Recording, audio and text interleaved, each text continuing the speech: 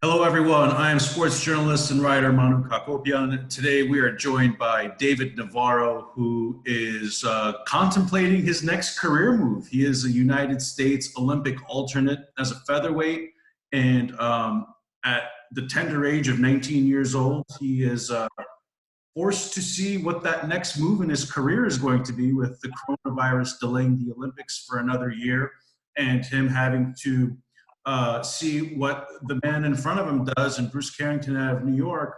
But David, you're here today and you're contemplating your future. What does your future look like? Uh, but my future right now, it's a little bit with everything going on. Everything kind of got on a pause. So I'm still being patient. I'm still looking at my options. Um, Hopefully everything turns out okay. Hopefully everything ends pretty soon. Um, I talk to my family. I talk to everyone, and they all tell me the same thing: being patient, and hopefully things turn out better. Mhm. What is it like for you to kind of put your life on pause, especially with having a promising future at the same time? Um, you're going to have to wait 1 year for an Olympic shot that might not even be there. So, is that something that you're actually considering? Yeah. Uh, so what happens is things might be on pause, but managers, everyone's doing their own thing. So right now I'm kind of looking at my options. Me and my dad talk about it, me and Tim talk about it, and he's kind of figuring out what's best for me, what's the next move. And I'm still keeping in shape. I'm still working out. I'm never losing rhythm because anything can happen, and I'm just ready for anything that comes up. And when you say Tim, that is Tim Van Nieuwhouse, a respected boxing manager that you're working with? Yeah. Mhm. You don't have any representation or anything like that yet, right? Not yet, no. Hmm. And I'm sure you come from a rich line of a lineage of boxers in your family. Can you tell us about that a little bit? Yeah, actually, it all started with my uncles, and so my grandpa's brothers, it all started with them on that generation, and there was three uncles. One was Jose Navarro, who made it to the Olympics. The other one was Carlos Navarro. He made it really big too, and also I have Cuco Navarro. Yeah, that also went pro. Have amateur. They all have great amateur background, and I come from a family where you go to their backyard and there'll be a bag just sitting outside, and it, I guess it goes through the blood. And not only that, but I have cousins that look up to me, uncles look up to me, my whole family. Yeah. Is that a lot of pressure at the age of 19 to have people looking up to you? Not really, cause I started boxing at the age of 5, so I kind of got used to it. There's support, and instead of like being scared or like how you said, it actually kind of motivated me, and also my family and my brothers. Oh, because my brother's also a professional boxer, and like that kind of motivates me too. Like during my fights and everything. Right, and your brother is Jonathan Navarro, 17 and 0, signed with Golden Boy, and you guys are born and bred in Los Angeles. Is Golden Boy a promoter that you're considering as well too? With the Um, brother could be a teammate. yeah, like so Golden Boy, they're pretty good. They're not bad at all, but just I feel like everyone has their own fit into their own promoters, and I feel like as of right now I see something differently. But as of now I don't think I'm not seeing myself in Golden Boy Promotions right now. Yeah. Why is that? You wouldn't want to have kind of you and your brother promoted together? Do you envision a different kind of promotion for yourself in your career? yeah, like I don't envision myself as Golden Boy Promotions. Um, be, so far as like offers and I see right now I see one guy who really stands out, one promotion that really stands out right now, and it's Eddie Hearn, and that's kind of like the big name right now, and everyone's talking about. And I have so many offers right now, and people go up to me, people call my dad, mostly every single day, and it's crazy. But as of now, I'm taking my time, me and my dad, yeah, just figuring out what's the best for us. Mhm. What do you want? What do you think is the best for you? Right now, I think the best for me is probably uh, I think is Eddie Hearn. Yeah. Hmm. And as far as going pro, are you looking for a magic number for you to crack in order to reach the pro ranks? Is that what's going to be the ultimate decision factor for you? So my main goal is the Olympics. It's always been the Olympics. I'm a Olympic alternate, but in my eyes and the people who know me, I believe I'm in the number one spot. But everything happens for a reason, and I know that I speak for myself, and my actions do too.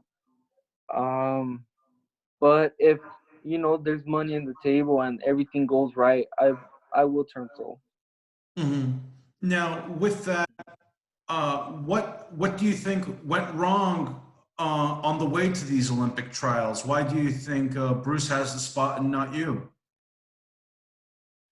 I believe um there's just it's hard to say. There's just things I didn't like during um there's just things I didn't like during the events that were happening. I believe as a boxer I'm better. As a boxer, like I think I'm just more talented, and I know I have that number one spot. Take us through some of your accolades. What's your record? What are some of the major titles that you've won? How do you like to wow people when you first meet them with your accomplishments? So I have 100 over 160 fights with 12 losses, and for people they know that's really big. And I have also like around a lot of knockdowns to go to that, and it's really hard for people my weight class to ever be knocking people out. But besides that, I've been boxing at the age of 5. I have you know so many fights and so many sparring, so many years. I think I'm the best there's ever gonna be. What weight do you want to turn pro at? So I fight at 125 in amateurs, and I believe the perfect weight would be around starting off. I believe like around the 122, maybe 124. I'm not too sure. Around there. So you would want to go in there as a 122-pound fighter, junior featherweight. Yeah, around the feather. Yeah, around there. Yeah, that's Hmm. fine. For those who have not seen your fighting style, how would you describe your fighting style to the fans?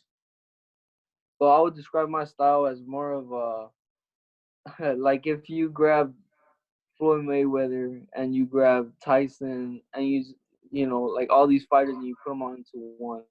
So and I adapt to anything that comes in front of my face, and that's how I believe I win, and I always win. And so I got the power, I got the speed, and like my dad says, and he always teaches me, like I adapt to any boxer that you put in front of me. So you're a come forward fighter?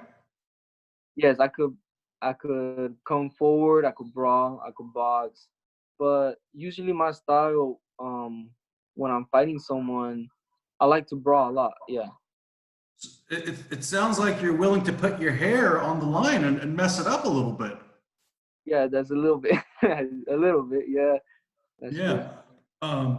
Now, what kind of you said a little bit of Floyd Mayweather, a little bit of Mike Tyson. Those are some all-time greats. What current fighter would you best compare yourself to as far as your style and skill set?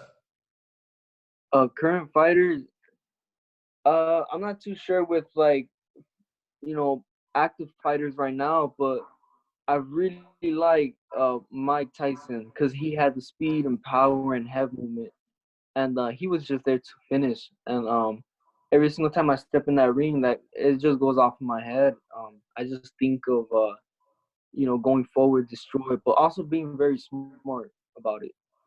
Yeah. Yeah, Mike Tyson, once in a generation fighter. He was a heavyweight champion at the age of 20, but here you are looking to turn pro before the age of 20. How are you?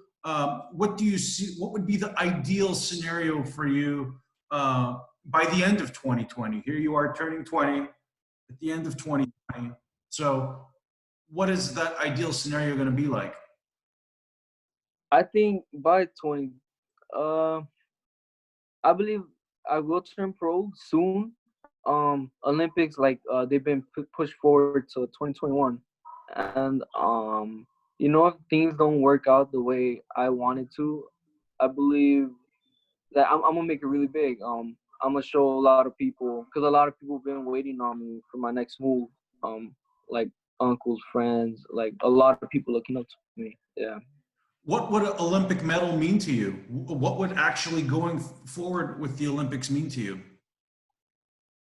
So that would not only would it complete my dreams, but it would my family, my I'll just show everyone that look like I I proved it. Not my dreams, my everything. It just mean so much to me. Not only that, but like my uncle was an Olympian, and it just shows that it could be passed down. Like it's in my blood. And you have some family members who've been Olympians themselves. Can you tell us a little about that? Yeah, I had my uncle uh, Jose Navarro that had a great amateur background. He made it to the Olympics. I'm not sure what medal he got, but uh, he did a really great job out there. And I still see him now and then. He actually he trains out in Hollywood, and he has a gym there. And yeah, pretty much. Yeah, so Jose Navarro, he competed in the 2000 Summer Olympics. And then your other, Mhm. Carlos, another former pro boxer, he was poised to become a 1996 Olympian, and he ended Mhm. up turning pro instead. So it sounds like you're going to be more like your Uncle Jose, uh, kind of foregoing the Olympics from what we're gathering. Yeah, yeah. Yeah, and they all did like besides amateur, um, they all adapted to the professional world, which is completely different from the amateur world. And I believe that that's how I'm gonna be too, if not better. Mhm. Now, with that said, this is a kind of a uncertain time for you, but what would be some of the other, you talk about, you're very clear that for your decision making, you don't want to sign with Golden Boy. I'm sure you have your reasons. Is other than Matchroom, are there any other promoters that you're considering, or it's pretty much Matchroom at this point? At this point, with so many offers that I've had, me and my family, my group that I'm in right now, where I'm mostly considering, yeah, Matchroom. That's what I see the best for me as of now with all these offers I'm getting. Yeah. Why Matchroom? Because they don't even do too many shows in Los Angeles, and that would kind of not give you too much opportunities to shine. Matchroom is really a lot of UK-based shows. They really started the Matchroom USA outfit last year, so if I remember correctly, they only did 2 or 3 shows in Los Angeles last year. They don't really do local shows. So, is that something that you're okay with? Yeah, I'm okay with uh maybe going out of state. Uh it There's always things you could change up a little bit, when deals are done. And as of now there's things that I've talked about with my with my dad basically, because he's my coach and he's always been there for me. We talk about it a lot, and we're okay with it. Yeah. So you are considering kind of moving out of the nest, as they say, and just go to a different state and start your new life and career there? Yeah, or things I'm not too sure like right now, but things could change up, and I could just be fighting in state. Hmm. Uh, Either way, like I'm ready for anything that comes in front of me. Where do you live now? I live in Los Angeles. Los Angeles. What part of Los Yeah. Angeles? Uh, Boyle Heights, Boyle Heights. So East LA area. East LA. Yes. Where do you train? I train. Well, I don't have a specific gym, but I go to gyms, different gyms. So a lot I go to Maywood and Robert Garcia's gym. It's out in Riverside, and it's a bit Right. far. Yeah, but I switch gyms to gyms. Who are some professional fighters that you've sparred with already? Yeah, I've sparred with. Uh, I sparred with. Uh. So I don't know their names, but I sparred like so many professional fighters, including I forgot his name. He's with Robert Garcia, but I sparred so many pro fighters that I got used to their fighting style, and I really like to outbox pro fighters. Or if I could brawl with them, I feel like I could brawl with them. I brawl with them. Yeah. Are you considering having your dad be your lead trainer, or are you looking to bring someone new to the team as you make your career debut? Yeah. So what I have in mind, me and my dad have in mind, is that I would like my dad to be co-manager and always be there by my side when I fight. And for example, when I'm warming up, he's there. When I'm in the corner, when I'm fighting, he's there as co-manager in the corner.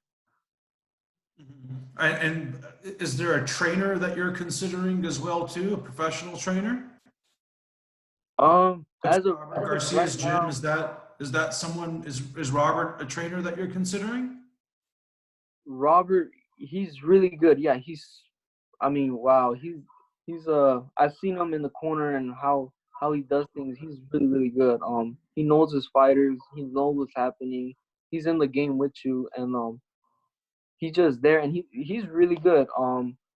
I wouldn't mind Robert. But I also like to explore new coaches and see what's more available. Hmm. Who's your brother's trainer?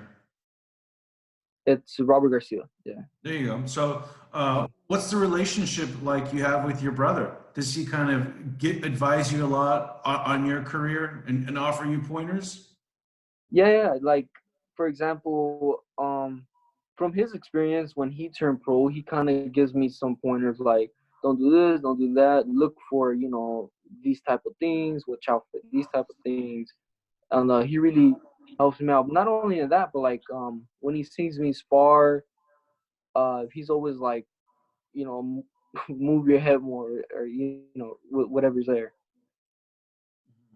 And considering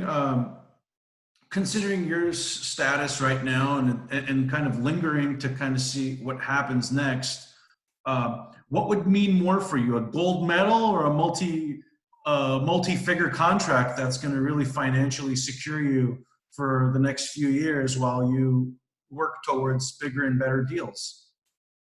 Yeah. Yeah. Like that's always a dream right there. And but what my goal really is to actually become an Olympian. And if anyone's gonna make me lose my patience, it's getting what I want. It's getting the deal that I want. Yeah. Mhm. And how frustrating is it that someone is in your seat and you kind of have to move around based off of what he decides to do? So it does get frustrating. Sometimes it's upsetting, and it's all in my head that I'm better, and there's better things for me. And I know that it's always been my dream, but things happen for a reason, and I still have hope, and I think that's all that matters. So basically, I go to the Olympic Colorado, the training camp over there, and the way I see things is that as like as a boxer, I know I'm the one that should be there. I'm the one that should be in that spot. So if Bruce in the next couple of weeks, within the month, says, I'm turning pro, are you for sure taking that spot no matter what the professional offer might be?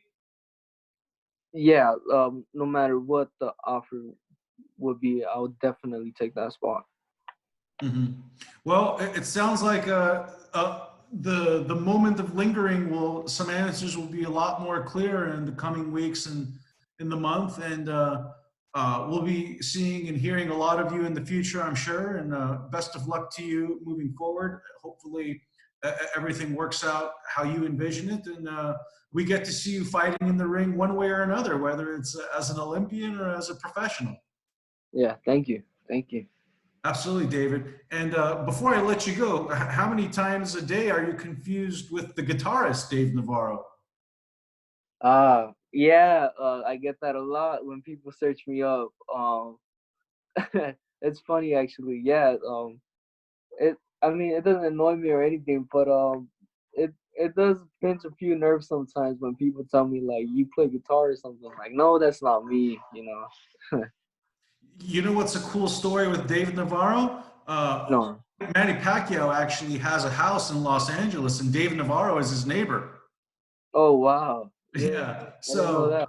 yeah. So, that's a little Snapple fact for you today, but looking forward to seeing you again in the future, David. Yeah, thank you so much. Absolutely. Have a good one. You too.